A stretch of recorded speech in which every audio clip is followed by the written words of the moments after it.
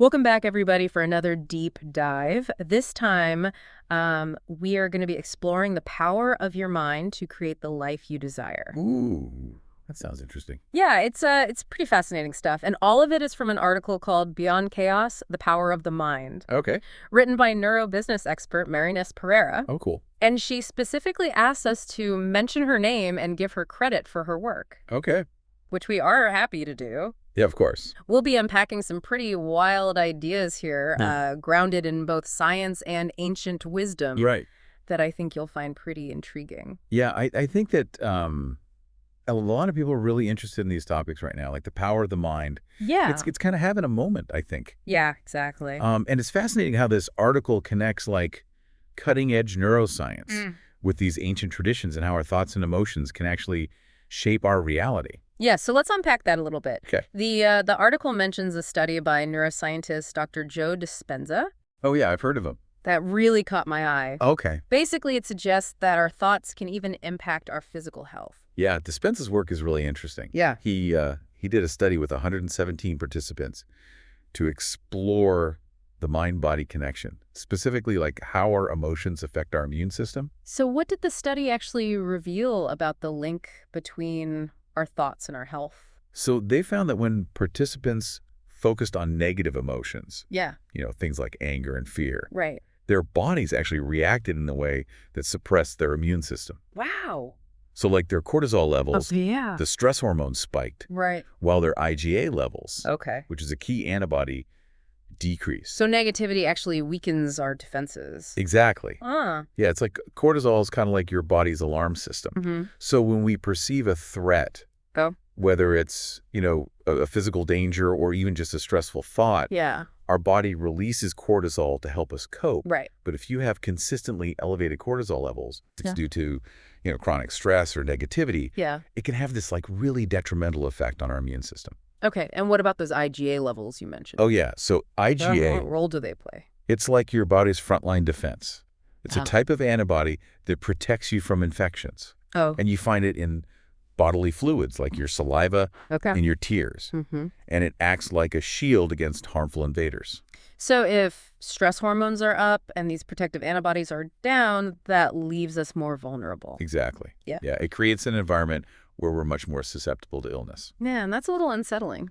It is. But is there a positive flip side to this? Well, Can our thoughts also boost our immune system? that there it gets really interesting. Okay. So Dispenza also found that when participants intentionally cultivated positive emotions, Okay. like gratitude, joy, love, Mm. for just 10 minutes a day, Okay. their IgA levels increased by a significant 50%. Really? Yeah, it's pretty amazing. So just by shifting our emotional state, we can strengthen our immune response. It seems so. Mm. And it's not just about, feeling good. It's Yeah. about like consciously choosing thoughts and cultivating feelings that support our well-being, Yeah. both mentally and physically. Wow. That's incredible. It makes you wonder if our thoughts have this kind of power over our individual bodies. What about their impact on the world around us? That's a great question, and it leads us to another fascinating concept that this article explores, which is the idea of universal consciousness. Oh, wow. Yeah, so it suggests that our minds aren't these isolated entities, Right? but they're actually interconnected in this really profound way. You mean like a collective consciousness? Yeah, exactly. Think of it like a vast network or a field of energy that connects all minds. Okay. Mariana Nest draws on the work of physicist Nassim Haramein, Oh, I've heard of him. who calls this the zero-point energy field. Okay, I'm going to need you to break that down for me a little bit. Okay, so imagine this field like a giant cloud, similar to like your Google Drive, Mm-hmm. where information from every mind is stored and shared. Wow. So it's not just our individual experiences, Right. but it's like the collective thoughts, emotion, Emotions. intentions of humanity that contribute to this universal field. So it's like a cosmic internet for our minds. You could say that, yeah. Wow. Yeah. And if we're all connected in this way, does that mean our individual thoughts can influence this universal field? That's the implication. Wow. And it's a pretty profound one. Yeah. Just as our thoughts and emotions can impact our physical health, Right. they also might contribute to this collective energy that influences the world around us. That's a pretty mind-blowing idea. It is. So if negativity can create a kind of collective downer, Does that mean we have a responsibility to cultivate positive thoughts, not just for ourselves, but for the greater good? That's a key point that she emphasizes. Okay. She suggests that we're all responsible for keeping our mental and emotional vibrations high, as they contribute to the overall health of this universal network. So it's like we're all part of a giant energy ecosystem. Right. Our individual thoughts and actions matter not just for our own well-being, but for the well-being of the whole. Exactly. That's fascinating. It also raises some interesting questions about how we access information and inspiration. Marianis brings up the idea of an intelligence universal, or IU, Right. which seems to tie into this concept of collective consciousness. Yeah, she describes it as a sort of universal intelligence that we can tap into. Oh, wow. Almost like accessing artificial intelligence today. Okay. Except this IU is this vast repository of knowledge and creativity. And she uses examples of like brilliant minds like Albert Einstein and Nikola Tesla, Right. suggesting that they were able to connect to this IU in a profound way. Yes, she proposes that these geniuses weren't just like brilliant individuals, but that they were able to tap into this collective wellspring of knowledge and insight. So we all have the potential to access this universal intelligence. Right. Yeah, I mean, If our minds are truly interconnected, that means we're not just limited to our own individual thoughts and experiences. right. We can actually draw upon the wisdom and creativity of the entire human collective. That's a fascinating possibility, isn't it? Yeah, it really is. It challenges us to, reconsider the limitations that we often place on ourselves Yeah. and recognize the potential that exists within each of us to connect to something far greater. That's a really empowering thought. It is. But it also raises the question of how do we actually tap into this universal intelligence? Yeah. How do we quiet our own minds and connect to this vast network of information and inspiration? That's where her practical recommendations come in, and that's what we'll be exploring in the next part of our deep dive. Okay, sounds good. I'm excited to hear more about that. So how do we actually tune into this universal intelligence? Well, Marianis offers some concrete practices that can help us cultivate a more positive and connected state of mind. One of the more surprising things she highlights is the importance of physical activity. Okay. And it's not just about physical health, but how it impacts our mental and emotional well-being as well.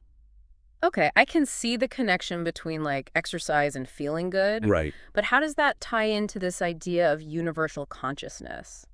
So when we engage in physical activity, our muscles release these molecules called myokines. Myokines. Yeah. They're like messengers that travel throughout the body, Okay. influencing various functions, including brain activity. So it's like a workout for the mind as well as the body. Exactly. And some myokines have been shown to reduce inflammation Okay. and even have mood-boosting effects, Interesting. which can help alleviate stress and anxiety. Right.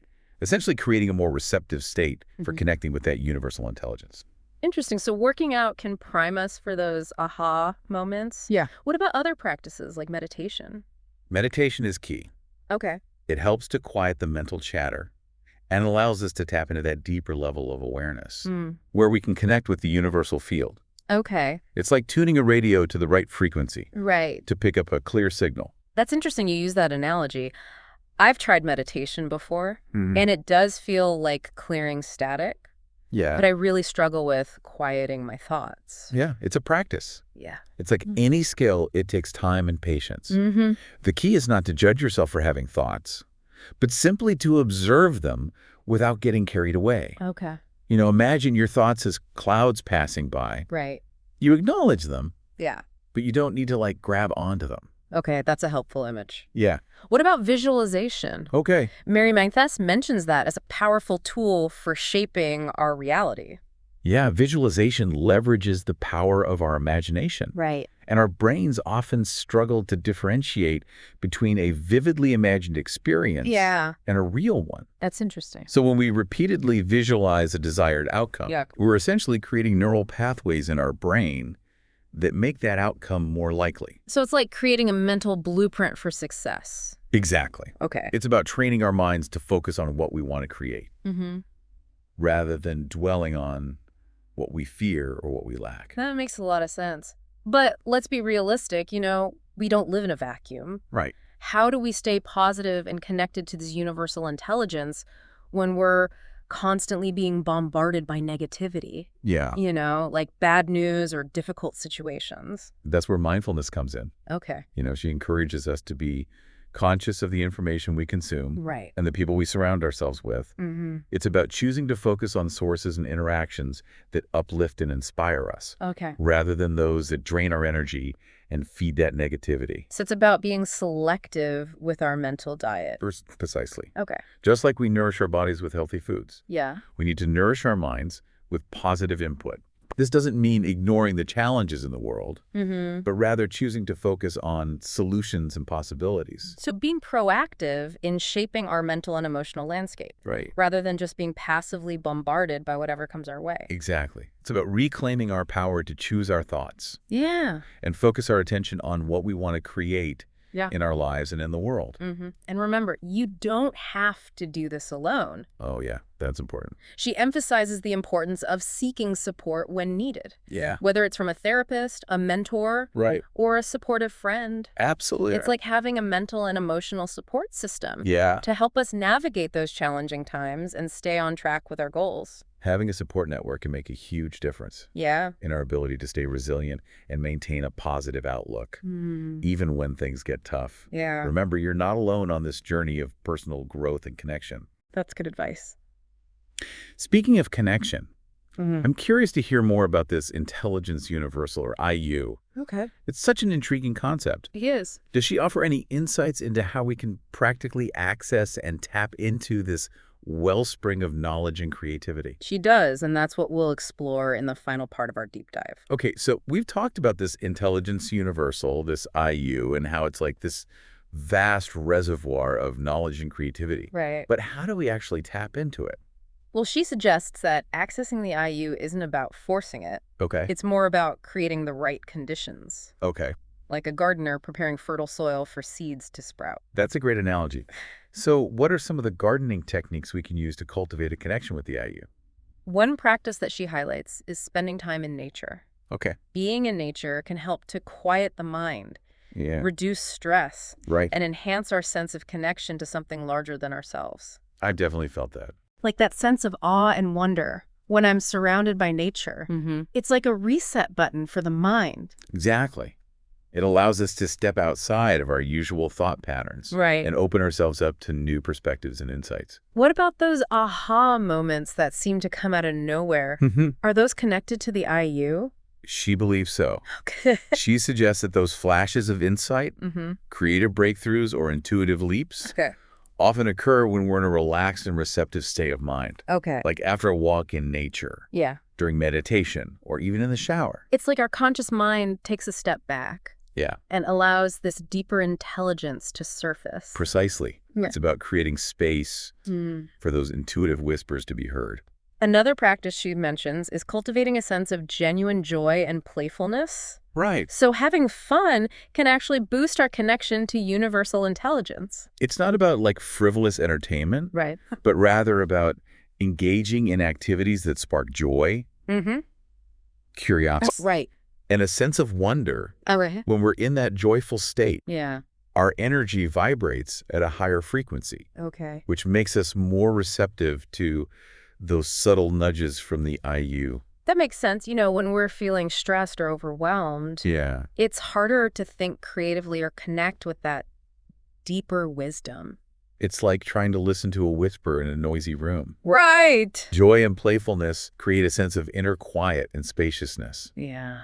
allowing those subtle whispers to be heard. This is also fascinating, but I imagine it takes practice to cultivate this kind of receptivity. Absolutely. It's a journey of self-discovery Yeah. and exploration. Right. And she emphasizes that there's no one-size-fits-all approach. Of course. It's about experimenting with different practices Mhm. and finding what resonates with you. And it's about remembering that we already have access to this incredible source of wisdom and creativity. It's not something we need to earn or strive for. Right. It's already within us. Beautifully said. Yeah. It's a matter of cultivating the awareness and the practices that allow us to tap into that innate potential. So to wrap up our deep dive into Pereira's Beyond Chaos, the power of the mind, the key takeaway here is this. You have the power to create the life you desire by harnessing the power of your mind. It's true. By understanding the mind-body connection, cultivating positive emotions, and tapping into that universal intelligence that connects us all, Yeah. you can shape your reality and contribute to a more positive and harmonious world. And remember, it's not just about positive thinking. It's about taking inspired action. That's a great point. What one small step can you take today to shift your energy and tap into your own inner wisdom? That's a great question for everyone to consider, so keep exploring these concepts. Yeah. This deep dive is just the beginning of your journey. Until next time, keep diving deep. Keep diving. And keep discovering the incredible power that lies within you.